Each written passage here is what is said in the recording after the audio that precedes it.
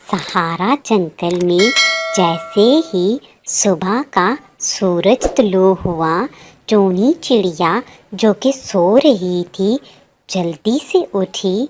सबसे पहले उसने प्यार से अपने पास पड़े हुए अंडे को देखा और फिर खुद से बोली, आज मैं बहुत खुश हूँ क्योंकि आज मेरा सरतान इस दुनिया में आने वाला है।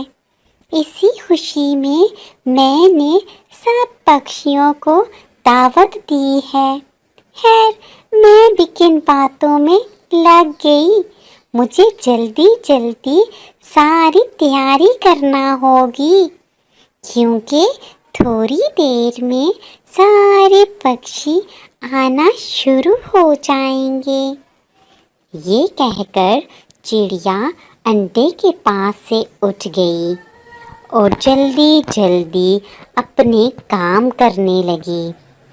फिर थोड़ी ही देर बाद उसने अपना सारा घर सजा लिया और हर चीज़ भी तैयार कर ली।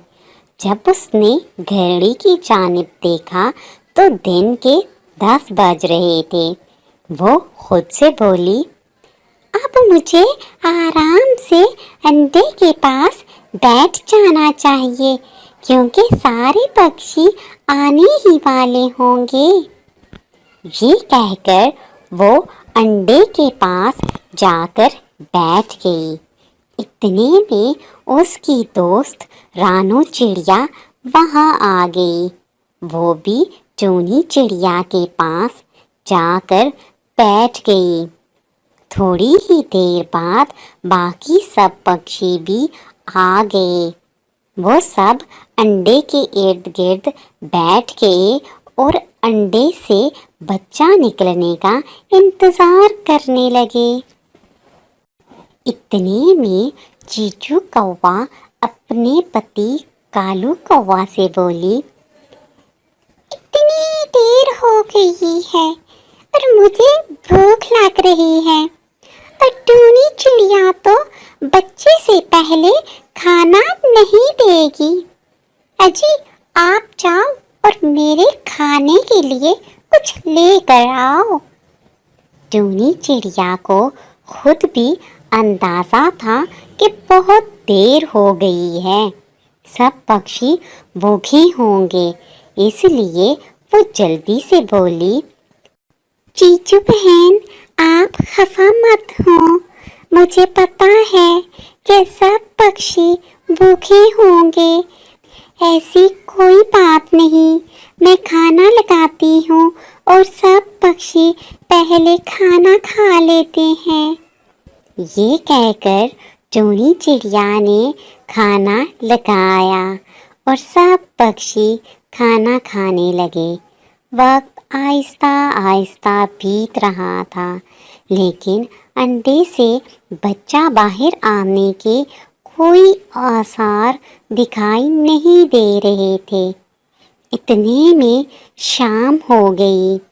टूनी चिड़िया भी उदास बैठी थी।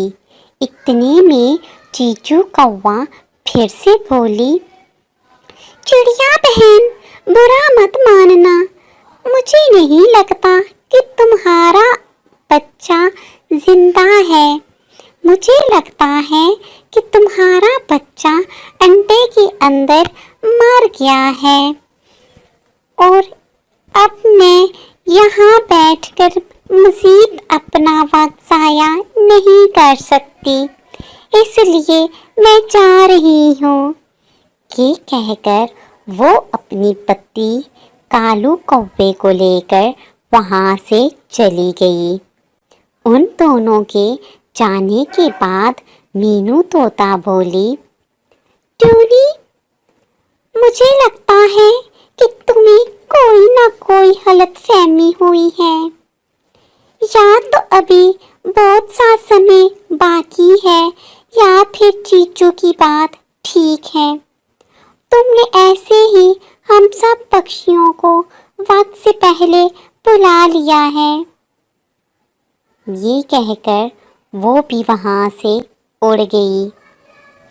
مینو طوطا کے جانے کے بعد لاڈو چڑیا بولی، ٹونی یہ سب ٹھیک کہہ رہی ہیں، مجھے لگتا ہے تمہارا بچہ انڈے کے اندر مر چکا ہے، اس لیے تم بھی آرام سے سو جاؤ، اب پریشان ہونے کا کوئی فائدہ نہیں۔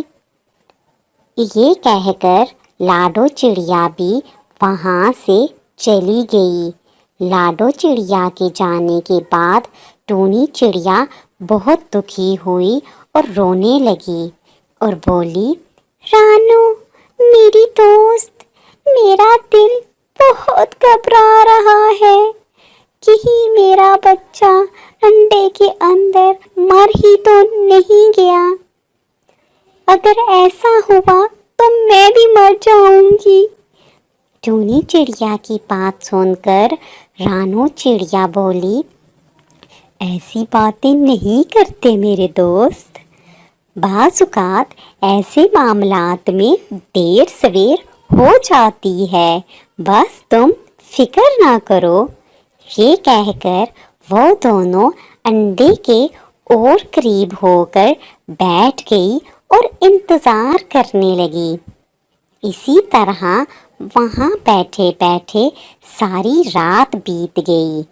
جیسے ہی صبح کی روشنی ہوئی، انڈے نے ہلنا جلنا شروع کر دیا اور پھر دیکھتے ہی دیکھتے انڈے سے ایک پیارا سا ننھا منا پکشی باہر آیا۔ اسے دیکھ کر ٹونی چڑیا بہت خوش ہوئی اور پھر وہ رانو چڑیا سے بولی، شکریہ میری دوست، تم نے مشکل وقت میں میرا ساتھ دیا اور میرا حوصلہ بڑھایا، ورنہ باقی سب پکشی تو مجھے اکیلا چھوڑ کر چلے گئے تھے۔ میں تمہارا یہ احسان کبھی نہیں بھولوں گی۔ ٹونی چڑیا کی بات سن کر رانو چڑیا بولی، ٹونی میری دوست، میں نے تم پر احسان نہیں کیا، بلکہ ایک دوست ہونے کے ناطے اپنا فرض ادا کیا ہے، کیونکہ مشکل وقت میں ہمیشہ دوست ہی دوستوں کے کام آتے ہیں۔ اس کہانی سے ہمیں یہ سبق ملتا ہے کہ سچے اور مخلص دوست ہمارا قیمتی سرمایہ ہوتے ہیں، ان کی بدولت ہم بڑی سے بڑی آزمائش کا آسانی سے مقابلہ کر سکتے ہیں۔